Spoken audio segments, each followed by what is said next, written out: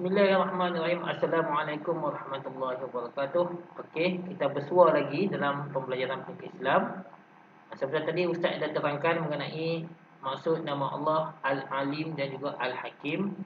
Al-Alim bermaksud Allah Maha mengetahui, manakala Al-Hakim bermaksud Allah Maha bijaksana. Okey, kita pergi lagi kepada dalil naqli nama Allah Al-Alim dan juga Al-Hakim. Dalil naqli ini membawa maksud bukti yang berdasarkan kepada Al-Quran dan juga hadis Nabi sallallahu alaihi wasallam. Okey. Kalau dalam pembelajaran kita hari ini kita menggunakan petikan daripada Al-Quran. Okey. Mari kita sama-sama membaca firman Allah Subhanahu wa taala. A'udzu billahi minasy syaithanir rajim. Bismillahirrahmanirrahim. Wallahu alimun hakim. Allahu alim. Sekali lagi. Wallahu alimun hakim. Sadaqallahul azim. Surah An-Nisa, surah yang keempat, ayat yang ke-26. Okey, apa maksudnya? Maksudnya sesungguhnya Allah Maha mengetahui lagi Maha bijaksana.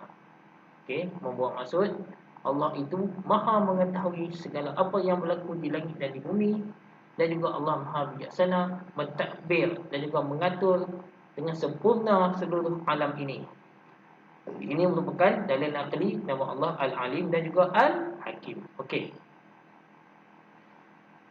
Okey, kita pergi pula kepada kesan beriman dengan nama Allah Al-Alim dan juga Al-Hakim. Di sini ada 4 kesan beriman dengan nama Allah Al-Alim dan Al-Hakim.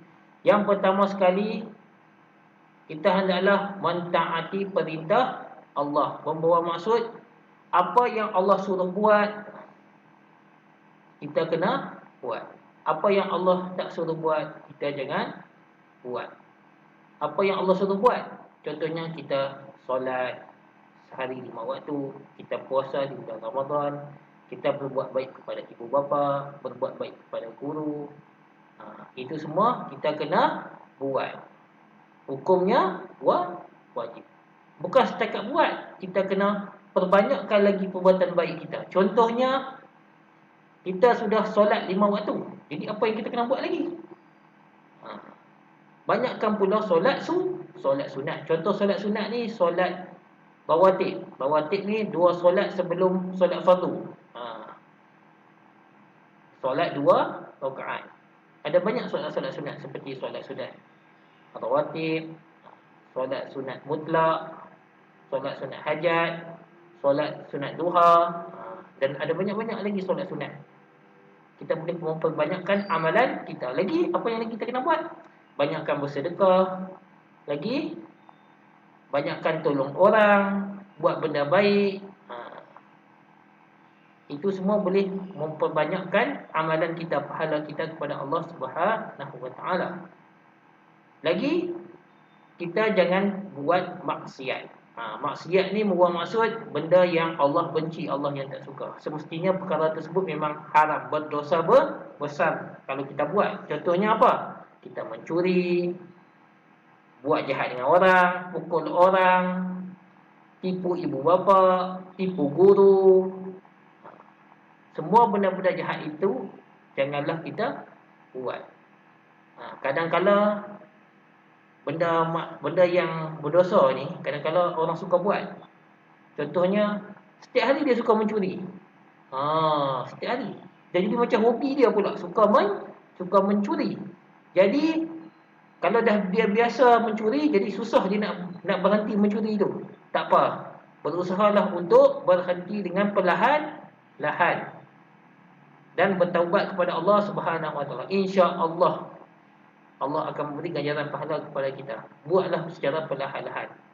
Buanglah, elakkanlah perkara-perkara yang boleh mendatangkan dosa kepada Allah Subhanahu wa taala. Sesungguhnya Allah itu Maha Pengampun lagi Maha Pengasih. Banyak-banyakkanlah berdoa. Jadi, mentaati perintah Allah membuat maksud banyakkan melakukan amalan baik dan jangan lakukan amalan jahat. Sebab apa? Sebab Allah nampak apa yang kita kita buat. Kemana saja kita pergi, ada dua malaikat yang akan ikut kita pergi ke mana saja, iaitu malaikat apa? Malaikat sebelah kiri yang ada di bawah kiri dan juga di bawah kanan. Malaikat apa? Raqib dan juga atid, ataupun juga disebut sebagai kiraman katibin. Raqib dia menulis amalan baik, atid menulis amalan jahat. Dia akan menulis segala amalan kita, tak kiralah apa yang kita buat. Jadi kita tak boleh tipu. Jadi sentiasalah mentaati perintah Allah. Yang kedua, mensyukuri nikmat Allah. Apa maksud nikmat?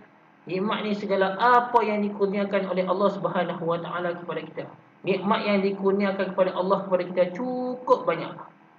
Dan kita tak boleh beli dengan duit. Memang tak boleh. Cukup mahal sekali. Contoh nikmat yang Allah kurniakan kepada kita apa? Contohnya mata. Allah kurniakan mata kepada kita, 2 biji mata. Untuk apa kita guna mata? Untuk melihat. Melihat apa? Melihat benda yang baik. Jangan pula lihat benda yang jahat. Contoh lihat benda yang baik apa? Tengok keindahan alam, ciptaan Allah. Tengok langit, tengok pokok, tengok haiwan, tengok pantai. Lagi, tengoklah Al-Quran. Sentiasa membaca Al-Quran. Tengok benda-benda yang baik. Jangan tengok benda yang jahat. Jadi, lagi apa lagi? Tangan. Allah ciptakan tangan kepada kita untuk apa? Untuk memegang sesuatu, untuk memegang. Jadi peganglah benda-benda yang baik, seperti pegang Al-Quran, membaca Al-Quran dan sebagainya. Ambil wudu. Jangan buat benda yang jahat seperti mencuri dan juga sebagainya. Jadi mensyukuri nikmat Allah ni bagaimana? Syukur ni membuat maksud berterima kasih. Macam mana kita nak berterima kasih? Ucapkanlah Alhamdulillah. Apa maksud Alhamdulillah? Alhamdulillah maksud segala puji bagi Allah. Sebutlah Alhamdulillah setiap masa kita berada di mana-mana saja. Sebutlah Alhamdulillah, syukur kepada Allah Subhanahu Wa Taala. Selain itu, banyakkanlah berdoa kepada Allah. Jadi dengan kita beriman kepada nama Allah Al-Alim dan Al-Hakim, jadi kita akan banyak bersyukur kepada nikmat Allah. Yang ketiga, berusaha meningkatkan ilmu pengetahuan. Ilmu ni ada banyak ilmu, tapi kita carilah ilmu yang bermanfaat, ilmu yang baik. Macam mana kita nak tingkatkan ilmu? Rajin-rajinlah belajar. Rajin baca buku di rumah, rajin pulang kaji di rumah. Kalau guru bagi latihan, siapkan latihan tersebut. Rajin-rajinlah membaca buku, membuat latihan di rumah, pulang kaji pelajaran. Kalau tak faham pelajaran, boleh tanya pada kawan yang lagi pandai daripada kita, ataupun di dalam kelas banyak tanya kepada guru, kepada ustaz, kepada ustazah, guru-guru, supaya kamu faham. Tingkatkan ilmu pengetahuan, berusaha meningkatkan ilmu. Tapi ilmu tersebut mestilah ilmu yang baik, janganlah ilmu yang jahat. Ilmu ni tak semua ilmu ni baik. Ada juga ilmu yang jahat. Contohnya apa? Ilmu merompak rumah orang. Itu pun ilmu juga. Boleh tak belajar ilmu tu? Memang tak boleh, berdosa besar. Ilmu yang baik saja yang boleh kita amalkan. Okey. Yang keempat, redha dengan ketentuan Allah. Apa maksud redha? Redha ni maksud terima segala apa yang ditentukan oleh Allah kepada kita. Ada benda yang ditentukan oleh Allah ni benda yang kita suka. Contohnya, ada kawan kamu bagi hadiah dekat kamu. Kamu suka tak? Suka. Sebutlah Alhamdulillah, itu benda yang kamu suka. Ada juga benda yang kamu tak suka. Contohnya, sakit. Siapa suka sakit? Tiada siapa yang suka sakit. Tapi bila sampai satu masa nanti, kita akan rasa sakit. Sakit ni merupakan benda yang biasa bagi manusia. Nabi Muhammad SAW pun pernah rasa sakit. Sakit ni benda yang kita tak suka. Jadi, walau macam mana pun, kita kena terima dengan sakit itu yang dikurniakan kepada kita. Jadi, kita kena banyak bersabar. Jadi, apa yang boleh kita berusaha, makanlah ubat. Contohnya demam, sakit perut dan sebagainya. Demam. Ataupun ketentuan Allah tu benda yang kamu tak boleh terima. Contohnya kehilangan orang yang tersayang. Contohnya kamu ada nenek, kamu sayang sama nenek kamu, tiba-tiba nenek kamu meninggal. Kamu rasa sedih sangat. Ya. Itu telah ditetapkan oleh Allah Subhanahu Wa Taala. Setiap manusia yang hidup pasti akan mati. Jadi apa yang perlu kau buat, kena terima, kena redha, kena bersabar. Sesungguhnya sabar itu separuh daripada iman. Orang yang banyak bersabar akan mendapat pahala yang besar di sisi Allah Subhanahu Wa Taala. Okey.